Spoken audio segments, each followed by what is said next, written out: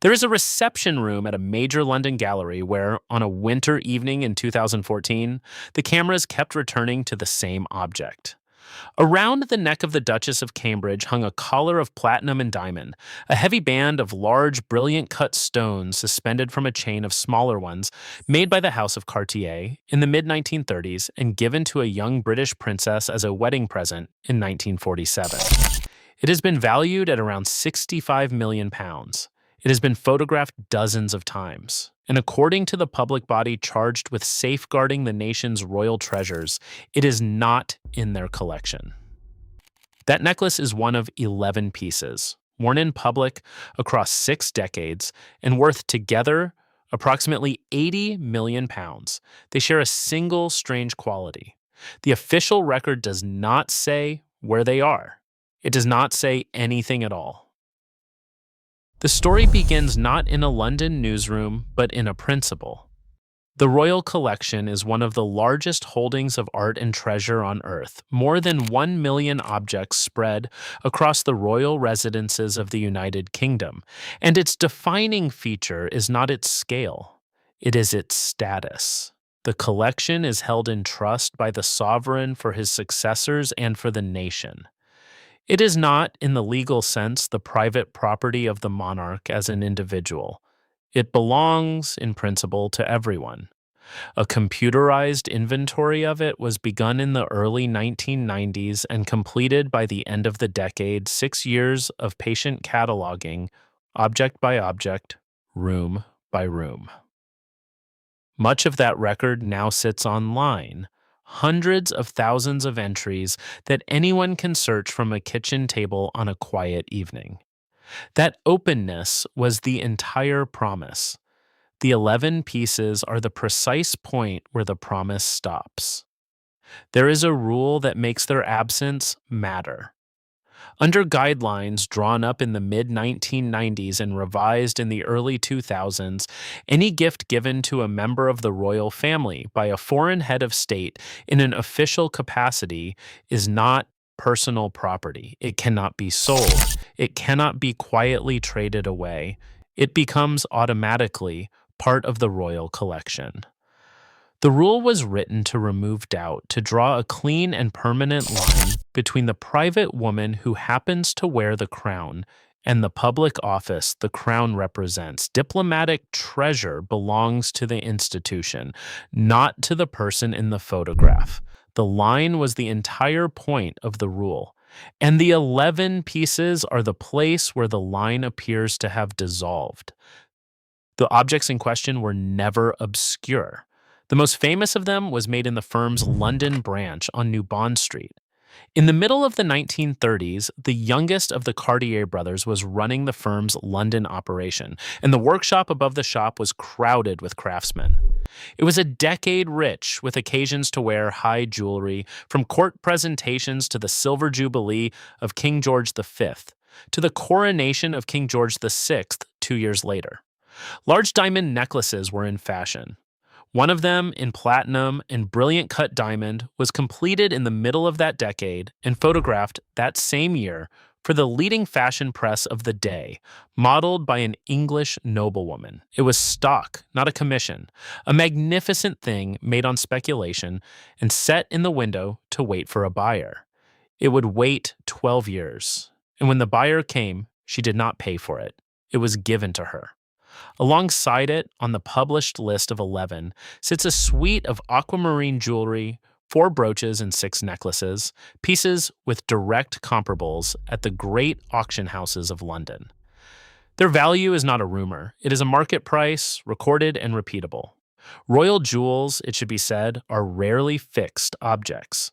The companion to that necklace, a Cartier tiara of 3 diamond roses set to tremble on hidden springs, was dismantled in the early 1970s, its stones lifted from their settings and rebuilt into a completely different tiara under a completely different name.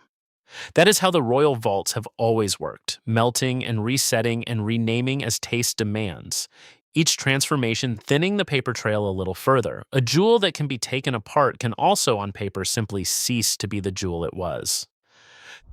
The man who gave the necklace away was, by some measures, the richest man alive.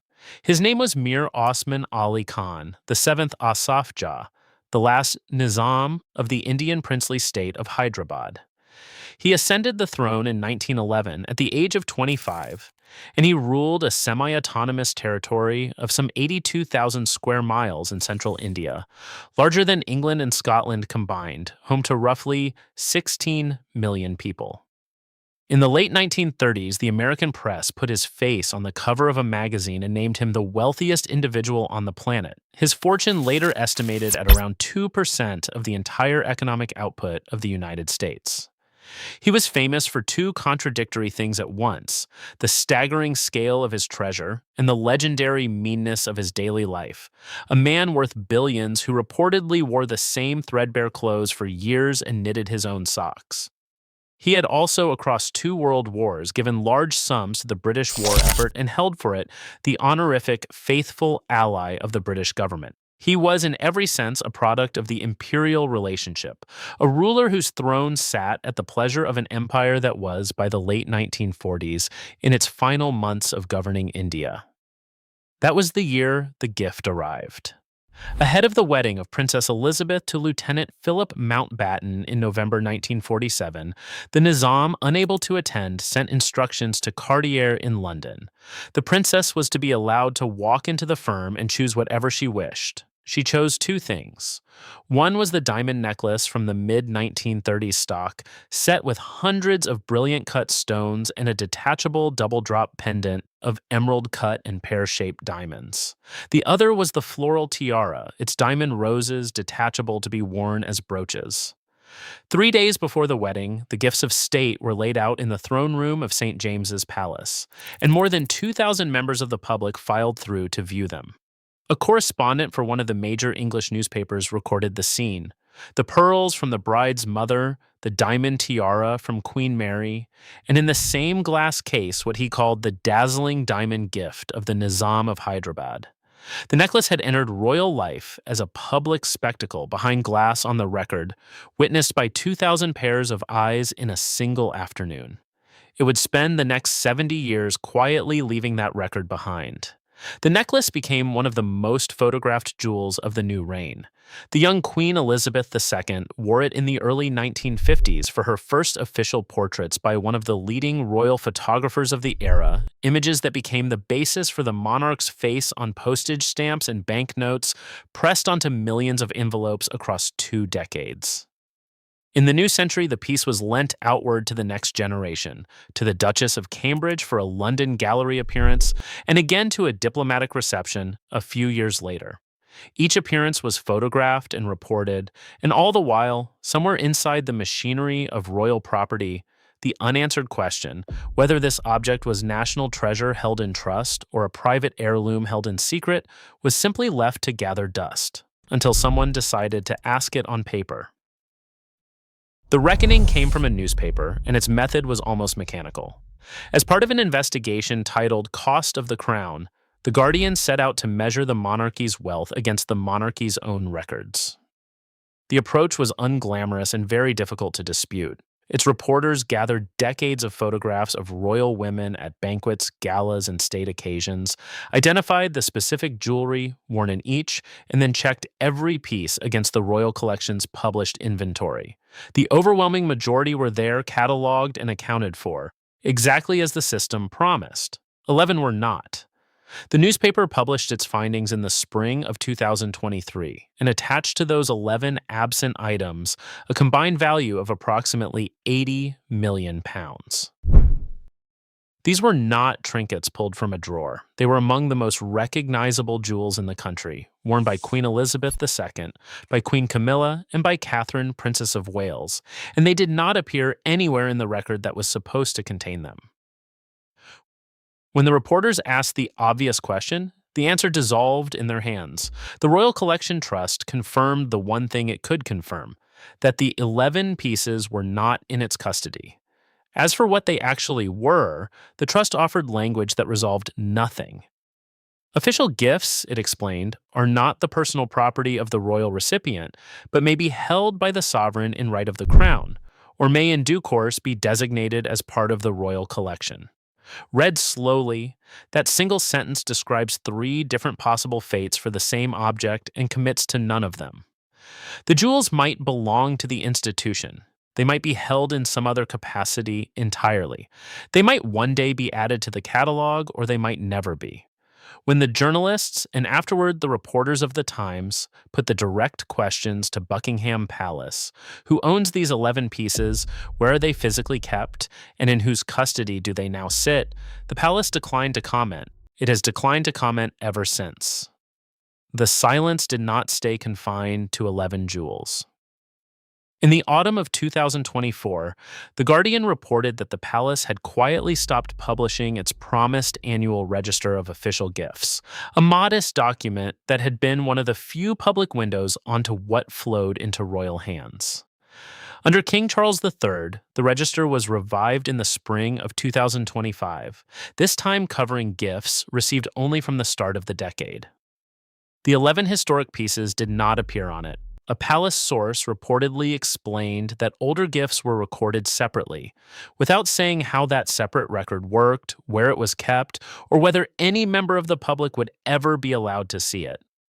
The same wider investigation had already estimated the private fortune of the late Queen and of King Charles III at sums far larger than the public had been led to believe, fortunes built partly on hereditary estates that pay no corporation tax and answer to no shareholder. To the institution's critics, the pattern was consistent. Nothing was ever flatly denied. The answer was simply withheld again and then again. And withholding an answer, when you are the only party on earth who possesses it, is itself a kind of answer. The deeper ledger is the one that is hardest to confront directly. Some of these objects carry the weight of how they came into royal hands, and the necklace carries more than most. Consider what happened to the throne that gave it. The Nizam handed his wedding gift to a future queen in the autumn of 1947. Within a year, the new government of independent India sent its army into Hyderabad in a brief military operation it called a police action, abolished the Nizam's sovereignty, and folded his ancient kingdom into the Indian Union. The throne that paid for the necklace was extinguished by force within a year of the gift leaving the showroom. The jewel outlived the kingdom. It is the oldest story this channel tells, and it keeps being true. The provenance reaches further back still. During the same cost of the Crown investigation, The Guardian uncovered a 46-page file in the archives of the India Office, the department that had governed Britain's Indian Empire. The file was apparently commissioned in the early years of the last century for Queen Mary. It traced the imperial origins of certain royal jewels and described some of them in plain language as extracted from India as trophies of conquest. That file concerned different stones, but it points at the same uncomfortable truth, that a portion of the royal jewelry collection is, in its origins, the inventory of an empire. The provenance is not incidental to the story, it is the story. And layered on top of that older opacity sits a newer one, fixed in law. The royal household is exempt from the Freedom of Information Act. There is no request a citizen can file, no statutory mechanism that compels a reply. The public may photograph these jewels at a state banquet from behind a velvet rope. The public may not learn who owns them. Those two facts, held side by side, are the entire matter in miniature. As of late 2025, the question first asked 2 years ago remains formally unanswered. The 11 pieces did not vanish in any literal sense. There was no theft, no empty vault, no broken lock, no scandal of physical disappearance. The aquamarines, the 4 brooches, the 6 necklaces, and the Cartier collar of falling diamonds almost certainly still exist, somewhere inside the vast and private estate of the British Crown. After the death of Queen Elizabeth II in the autumn of 2022, the necklace passed, by most accounts, to Queen Camilla, the third royal woman to wear it down a chain of inheritance the public was never permitted to inspect. What is missing is not the jewelry. What is missing is the answer. The 11 are absent from the royal collection's searchable inventory. They are absent from all 4 of the official jewelry catalogues the institution has published in the post-war era. They exist on the record only in photographs, on the necks of three royal women across 60 years, worn in the full glare of public ceremony and documented in no place the public can reach. There is the image from that London gala in 2014, the necklace bright against dark fabric, the Duchess of Cambridge speaking warmly about the value of a public gallery. And there is the older image behind it, the 25-year-old queen at the start of her reign, the same diamonds at her throat, the photograph that would become a postage stamp on 100 million letters. The stones in both pictures are the same stones, cut in a Paris atelier, set in a London workshop, handed across the world by a king whose kingdom no longer exists. They have been seen by more people than almost any jewels on earth, and by the institution's own account, they are worn but not held, valued but not listed, public on the body and private on the page. The necklace is still here. The answer is not. This is what an old money collection looks like when the old money decides the question is none of your business. Thank you for watching the Royal Collections. In the next episode, we open another door.